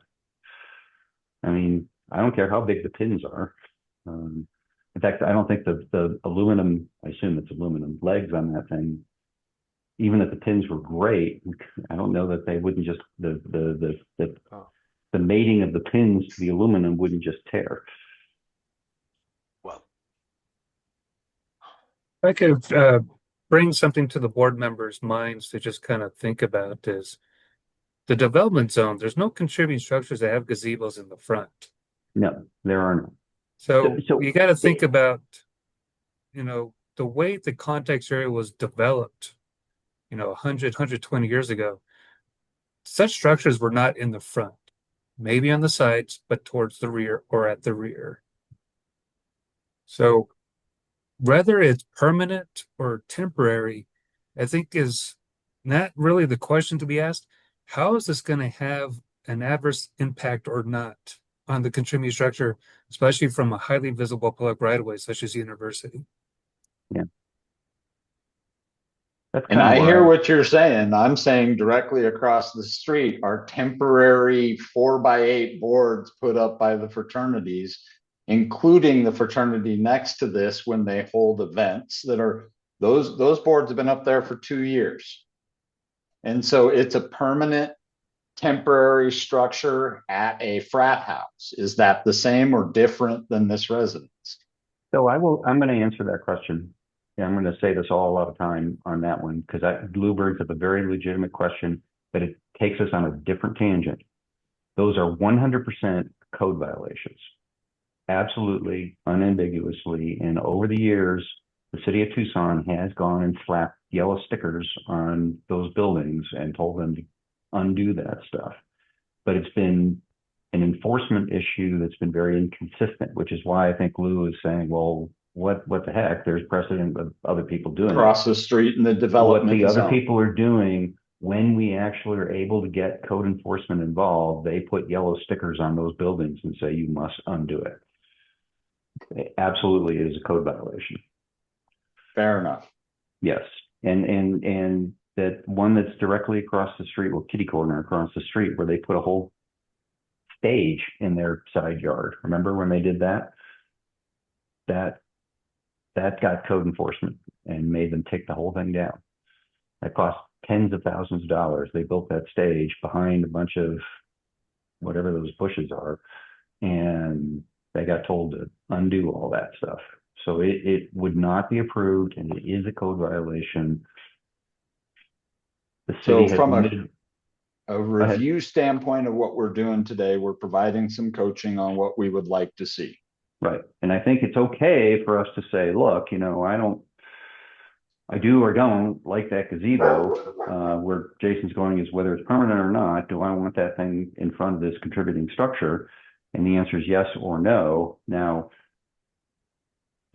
we're an advisory board, right? So PRS could disagree with us, or the city or the client could go, or the applicant can go and have a appeal to mayor and council or whatever. But for us, how do we feel about having a precedent established of having a gazebo put up in the front yard of a contributing structure?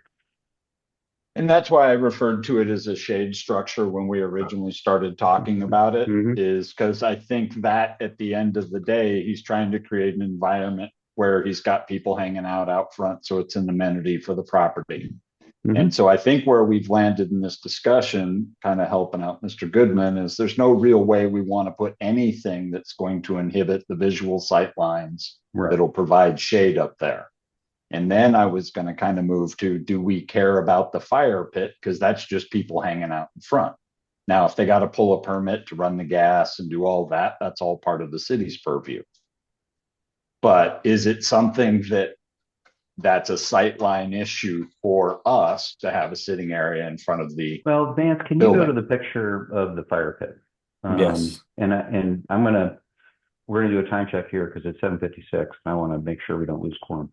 So there's three issues as I see it, Lou. One is it a sightline issue, kind of like the gazebo, yes or no, or do we talk about it? And the second is the design of this thing something that follows the rhythm of this building? Does it make sense to have, if you're going to put a bench and a fire pit in front of it, is it this design? And then the third, which I think some of our neighbors have pointed out to us, is I think on your drawing, if I remember correctly, that fire pit is 10 or 11 feet from the building. 10 feet, 2 inches, 10 feet. yes. Yeah. And is that a fire hazard? A fire It's 10 code? feet. Yeah, 10 feet minimum for a fire pit. So he got lucky there. For a fire pit, really? Yeah, a wood burning fire pit. And that's what this says. There's no gas. If I can speak up, Rick, I've been quiet here, but I just want to add to that point. I'm looking right at the Tucson Fire Department guidelines, and they say for recreational fires that it requires to be 25 feet from a building. So I think that's our concerns with that fire pit. Oh, The 10 feet only applies to open flame cooking devices, or within 10 feet, but that's like a barbecue, or something like that. But a fire pit is supposed to be 25 feet from any structure. So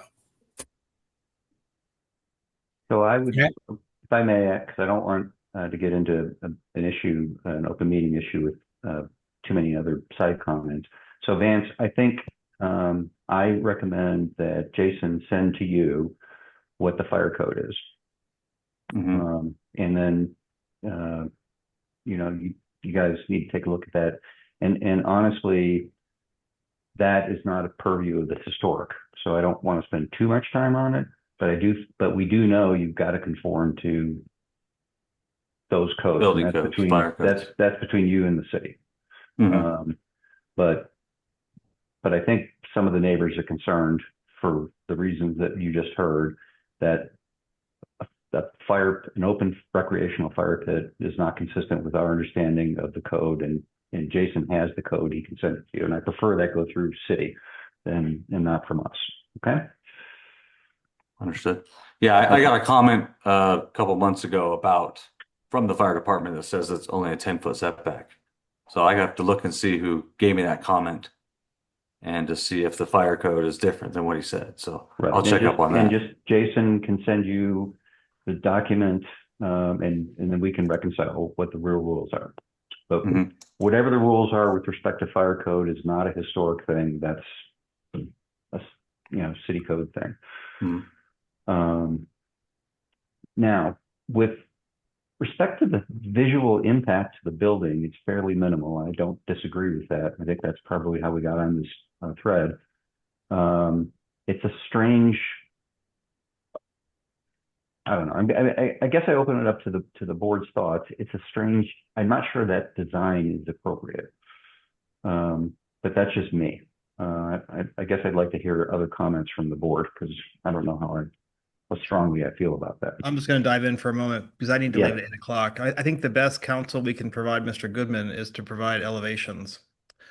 If you provide the main south elevation of the building and then the west elevation of the building, I think that would be the most helpful for us to analyze the visual impact of these new elements.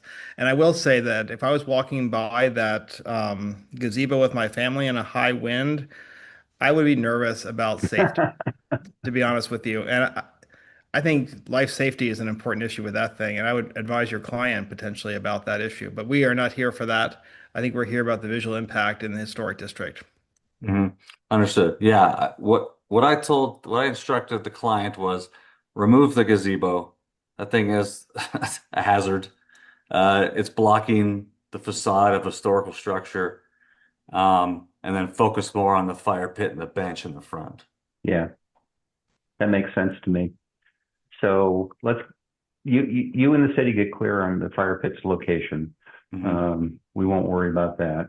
I think you've heard us say we need to see drawings, elevation views. Chris has said that a couple times. We really only need to see, south elevation, east elevation, and frankly, the north elevation with what is being proposed. If it's saying we're going to take this door off and that door off and remove these windows, thank you, Chris. I think we still have a quorum. Let me just do a double quick check. Yeah, we still have a quorum. And we're gonna kind of bring this meeting to a close here because I know we're gonna lose folk. But just show the fence design in relationship to the basalt wall, and be specific about what you mean by what you're going to do to the north facade to remediate the code violation. Just say it on there so we can say, yes, we agree, and then the city can clear the violation. I think the recommendation that you've made to your client with respect to the gazebo is appropriate. And then with the fire pit, show the elevations. We'll look at the site view.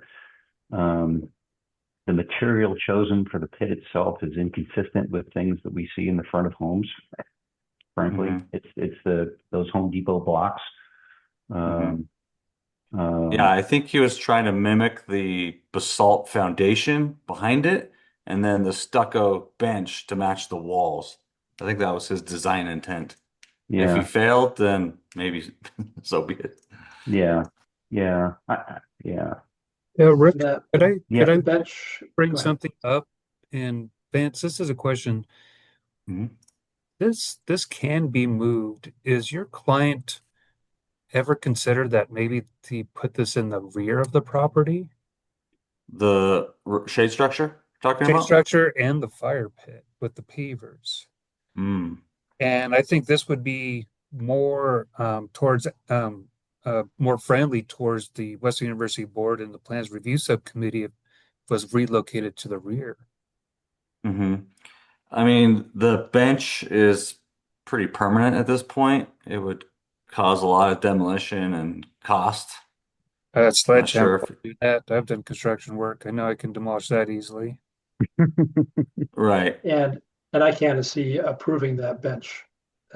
It's just Oh, so really? far off of the aesthetic of the neighborhood that I wouldn't be able to vote for that. And It's that's what gotta- I was it's gotta thinking go. is if your client still wants to have the shade structure for future occupants and a fire pit, I think the Western University and the Plans Review Subcommittee would be more inclined to approve it if it was on the rear. And I was just wondering if your client even mentioned that to you, if they would consider that alternative.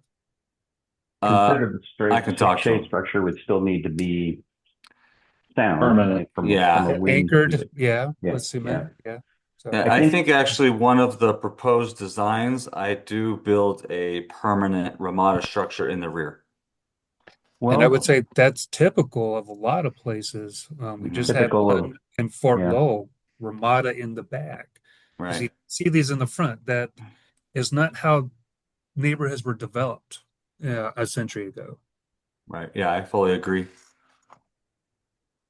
And the comment that you've heard us say too, that bench, I mean, there's so many other bench designs that would have made more sense for this building, and a bench is okay.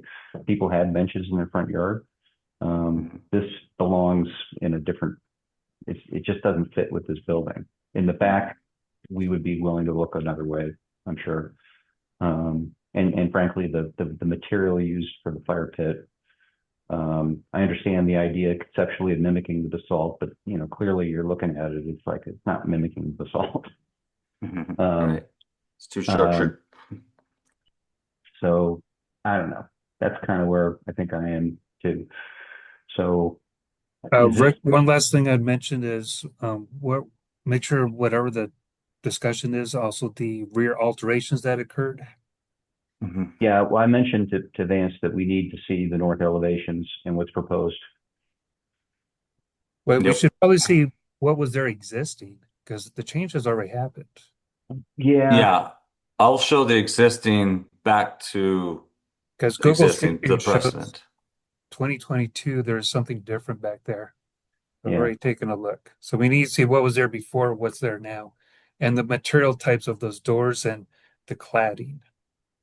Well, And actually, what was there if you're before the propo- cladding and the doors? But I think, Jason, if the proposal is that they're going to go back to existing, just show, What that I'm is. sorry, if you go back to original, then just show original and say, we're going to remove this, and make it look Okay. like this. That would be good. I'm fine with that. Yeah. Okay. Understood. Because I think there's no real point in saying, well, here's what it used to look like, here's what it looks like now, what do you think? Because what we think is it's terrible. Mhm. I agree. Okay. All right. So I think where we are is you need to take these comments, take this as an informal review,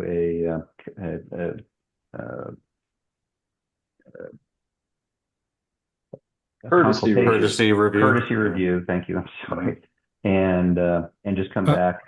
I'm sorry, Rick, we can't do a courtesy review. This is put on the agenda as an action item, so we do need a motion for continuance and a vote.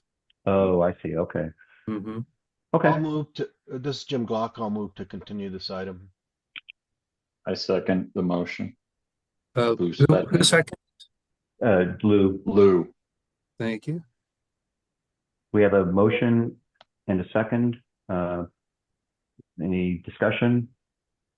The only I haven't weighed in yet. All I can be sympathetic. It's be fun to hang out on University Avenue and watch the action. I mean, to have a nice space there to accommodate that is I can understand the desire to do so.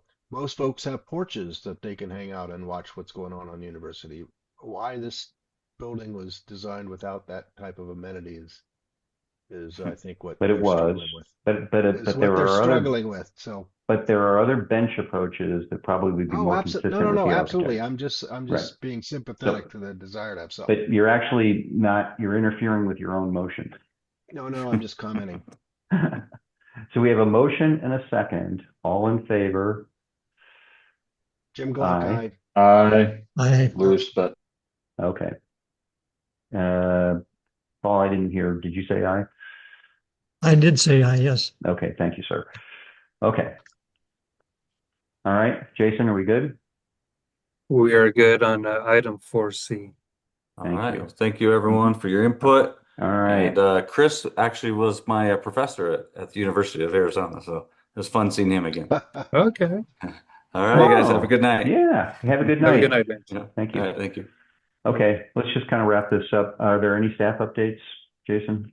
Well, Rick, we need to go back to item 4B because there's a continuance, but there was no motion and no vote. It was just moved on. And since we just did that for 4C, we need to make sure that we are consistent. Mm-hmm, thank you.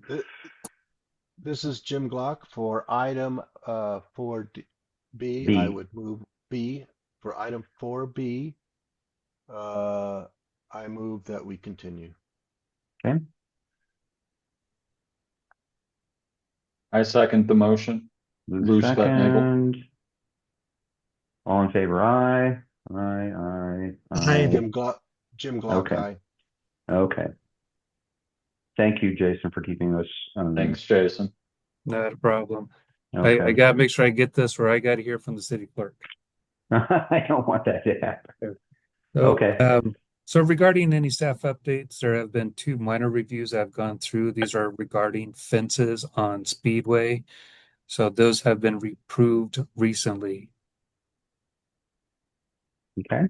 And also the other staff update is for the May 12th meeting, if I got the date right. There will be a code update given by my colleague in long range planning, Carver Struve.